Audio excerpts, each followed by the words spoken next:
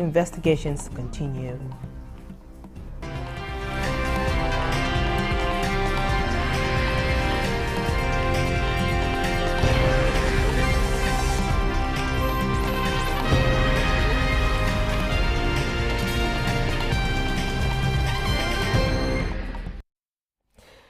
Hello and thanks for joining us on the late evening news at 11 on Nta News24. We are live in Abuja.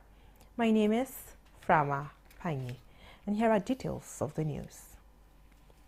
President Bola Tinubu has re-emphasized that good governance and other measures that will lead to general happiness of Nigerians remain his topmost priorities. The president laid the emphasis as he received a group of Nigerian leaders of thought under the umbrella of the Patriots led by former Secretary General of the Commonwealth, Chief Emeka Anyoku, to the State House. State House correspondent Musbao and Wahab reports.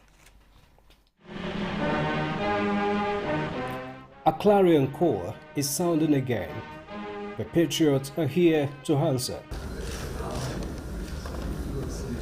And perhaps the leaders of thought also have an urgent call for the Nigerian leader, all in the pursuit of a greater Nigeria. From the advantage position of experience as well as observation of global trends at an earlier national colloquium, we see a Nigerian situation calling for a timely action to protect Nigeria's unity in diversity. The view was that Nigeria needs a new legitimate Nigeria People's Democratic Constitution, that the present constitution is illegitimate and cannot deal effectively with the myriad challenges facing this country. In other words, that our present governance system needs to be restructured.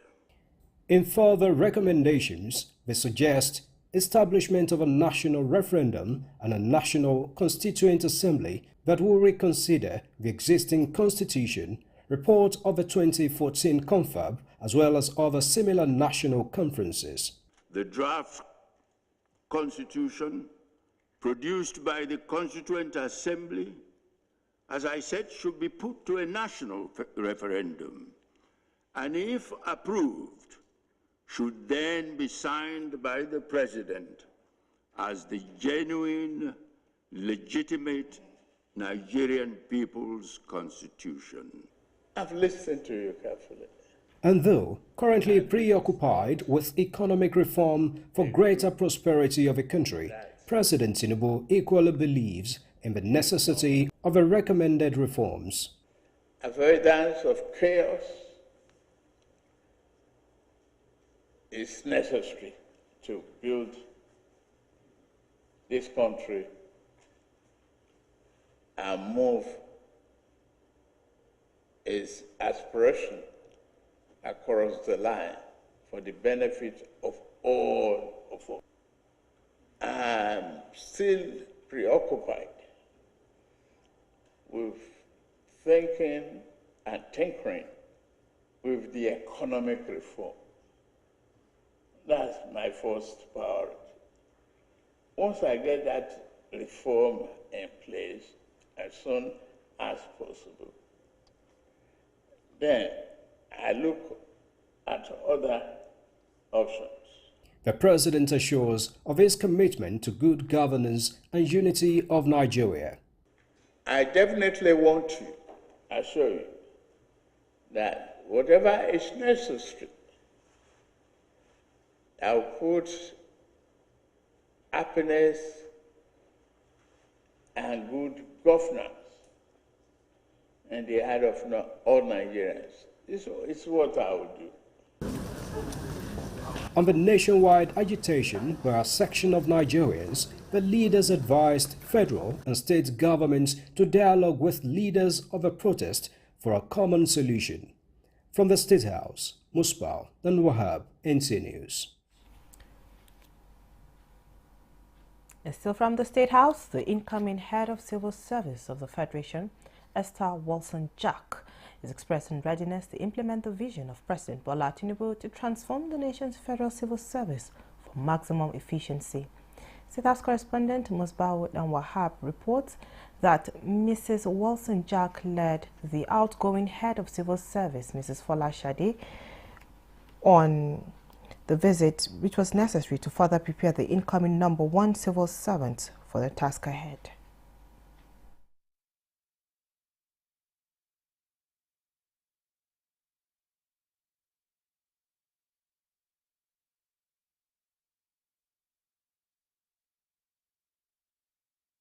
We had a good time chatting with Mr. President, sharing his vision for the country and especially for the civil service with the incoming head of service. And that should prepare her, that should make her hit the ground running so that she can achieve all that Mr. President had discussed with us. I'm sure you must have been working with her in the civil service for some time now.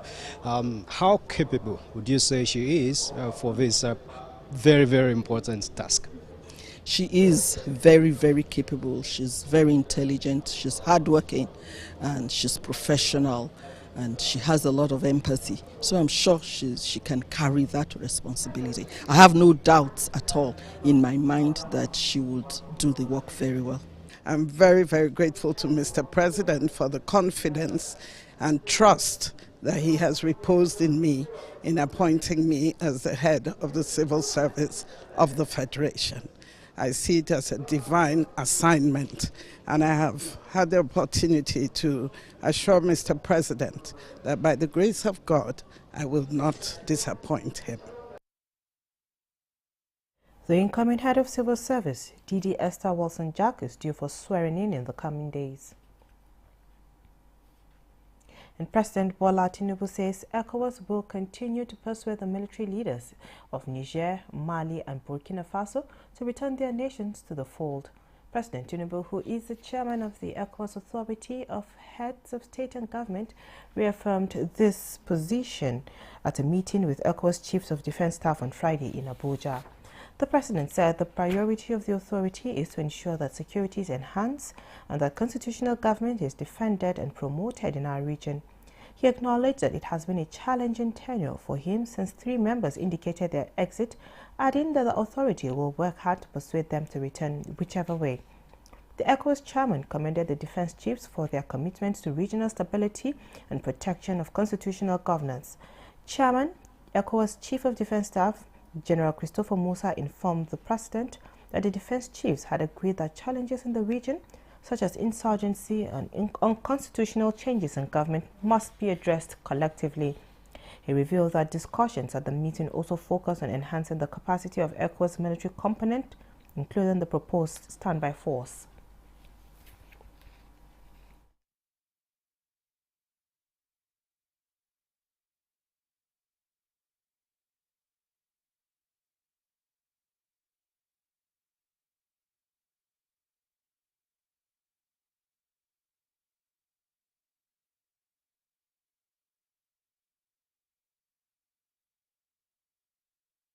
We are extending olive branch to those countries, Mali, Burkina Faso and Niger. We want them to understand that we are not enemies. We are all brothers and sisters. All that is required is the action they've taken, which is unconstitutional. They should look at that and consider and return back to democracy. That is the only issue on ground.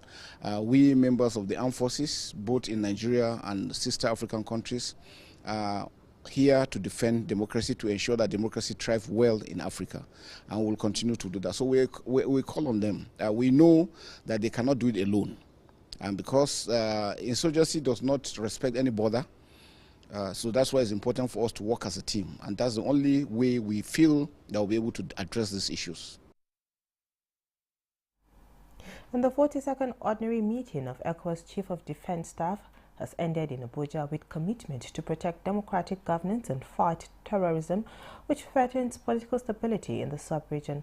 Nigeria's Chief of Defense Staff, General Christopher Musa, regretted the absence of Burkina Faso, Mali and Niger from the meeting and expressed the resolve of the bloc to receive them back.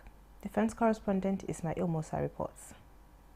ECOWAS member states It has been 3 days of critical meeting for ECOWAS defense chiefs, discussing a wide range of issues, including political instability, evolving security threats, and the quest for economic prosperity in the sub-region. Nigeria has demonstrated its commitment, to West Africa's integrity, West Africa's governance processes, and West Africa's security. The absence of Burkina Faso, Mali, and Niger remains a serious concern to the bloc.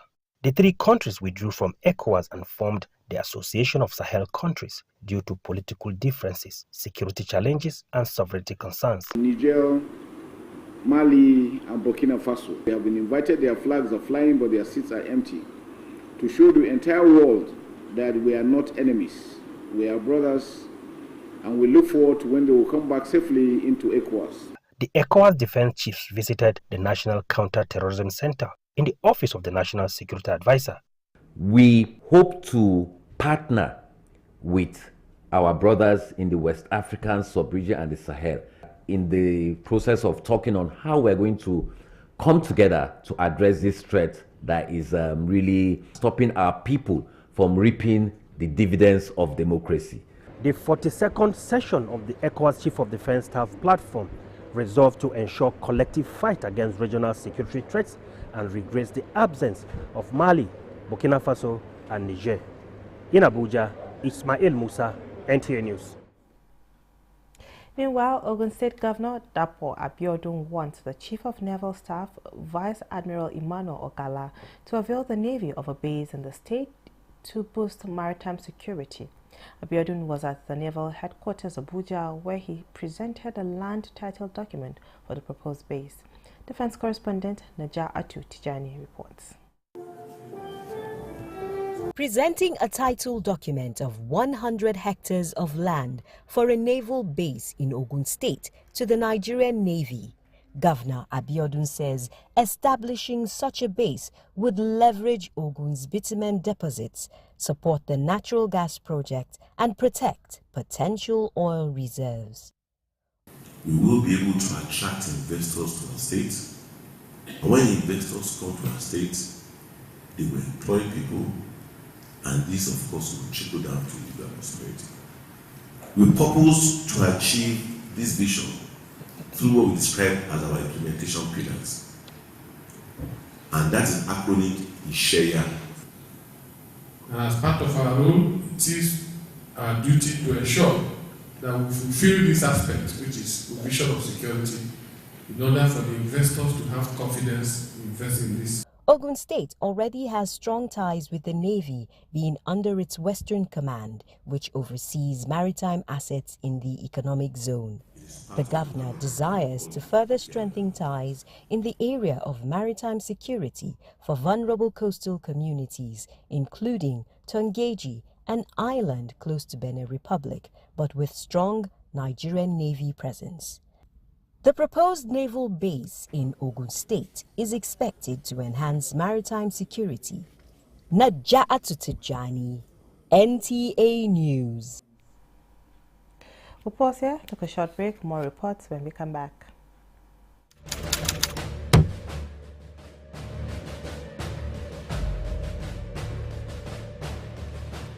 Our administration has shown its commitment to the youth by setting up the student loan scheme.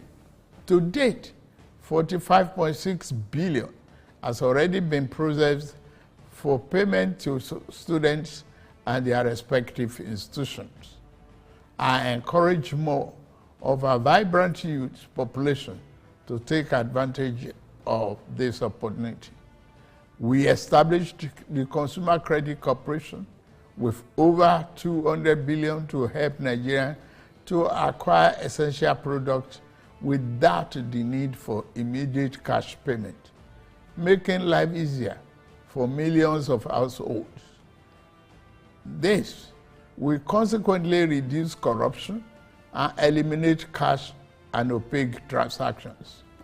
This week, I ordered the release of an additional 50 billion naira, each for NEL Fund, the Student Loan, and Credit Corporation for the proceeds of crime recovered by the EFCC.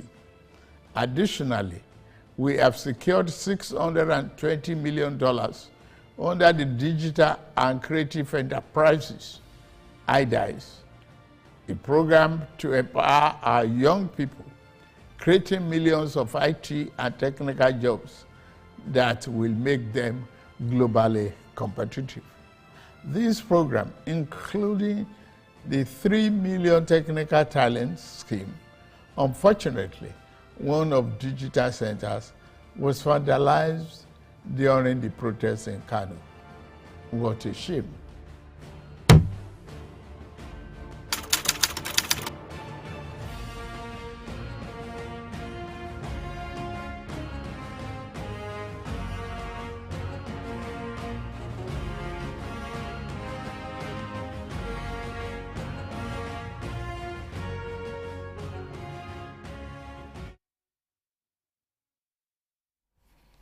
Glad to know you're still there. Now, Vice President Kashim Shettima has lauded the donation of 1 billion naira to the federal government's food support program and 4,600 units of digital devices for distribution to schools by MTN Nigeria. Vice President stated this when he received the chairman of MTN Nigeria, Ernest Ndukwe, on a courtesy visit at the presidential villa. Status correspondent Abdurrahman Jubila reports that Vice President Shettima said the gesture by the telecommunications outfit towards the government's effort in addressing hardship in the country is worthy of emulation and indicative of its commitment to the development of the Nigerian economy. The donation by the company, Shettima promised, will be judiciously managed by the Federal Ministry of Industry, Trade and Investment and the Office of the National Security Advisor. On the distribution of 4,600 digital devices, each pre-installed with the U-Lesson application, the Vice President said the MTN team will liaise with his office to work on the beneficiary criteria and facilitate the distribution of the devices to secondary schools in the 6 geopolitical zones. The chairman of MTN Nigeria, Ernest Ndukwe, commended the federal government for its efforts to revive the economic fortunes of the country through various initiatives rolled out across the ministries, departments and agencies of government. The federal government is looking at the possibility of generating 7 billion naira through the Cotton, Textile and Garment Revitalization Program. Musa Babali reports that more than 500,000 hectares will be made available for the cultivation of cotton under the initiative. The federal government is making efforts towards reviving the moribund textile manufacturing industry in Nigeria. Discussion towards achieving the feat is underway between key players in the industry and government representatives. During the discussion, it was discovered that raw materials, especially cotton, are critical in the revival initiative. The target is to put 500,000 hectares under cultivation. If we do that, we are going to create 1.4 million jobs. We are going to have revenue, FS revenue of between $7.2 billion to $8.2 billion. And this is the reason for this engagement with the Ministry of Agriculture and Food Security. Why did our farmers move away from cotton production to other staples or other crops? There must be a reason, and I think we need to look into those areas and see why were those reasons. The International Cotton Advisory Committee is set to assist with good agronomic practices in the cultivation of cotton. To renew the hope of cotton farmers in Nigeria will be a very, very big and welcome relief. And we all know the entire value chain creates a very large number of jobs. More than 1.4 million jobs are expected to be created from cotton cultivation, ginning, textile manufacturing and garment production. Musa Baba Aliyu, NTA News. The House of Representatives has appointed House Leader Professor Julius Ihonvere as co-chairman and 6 other lawmakers to represent the Green Chamber and the Joint Senate and House Committee tasked with investigating alleged economic sabotage in the petroleum industry. Other lawmakers appointed by Speaker of the House, Tajuddin Abbas, to the investigative committee include Representative Iduma Igariwe Boyega, Isiaka, Sada Soli, Fatima Talba, Tunji Rahim, and Patrick Umo. House spokesman Akin Rotimi says urgency and importance of the petroleum industry investigation necessitated close collaboration between the Senate and the House of Representatives. The committee is expected to commence its duties immediately with a clear mandate to ensure accountability and transparency in the sector. The federal government is working the talk of ensuring cheap and affordable transportation under the presidential CNG program. This is that it takes delivery of 68 jet motor hybrid vehicles for mass transit under PICNG program. The hybrid jet mover runs on compressed natural gas, that is CNG, and premium motor spirit PMS, commonly called petrol. The vehicles are handed over to a team made up of officials from the Ministry of Finance and representatives of the Presidential Initiative Compressed National Gas during a brief ceremony at the company's plant in Ajah area of Lagos State. Speaking at the event, Technical Assistant to the Permanent Secretary, Ministry of Finance, Dimas Hamidu, acknowledged the quality of the jet mover vehicles and commended the company for its good work. He said the hybrid vehicles testify to the commitment of the President Bola Ahmed Tinubu administration to alleviate the hardships that may have been brought on with the removal of fuel subsidy.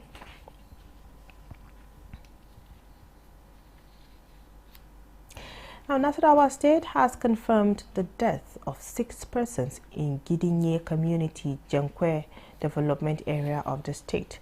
The Director of Public Health Ministry, Dr. Al-Hassan Ibrahim, who confirmed this, says the cause of their death is yet to be ascertained, by medical investigations are still on.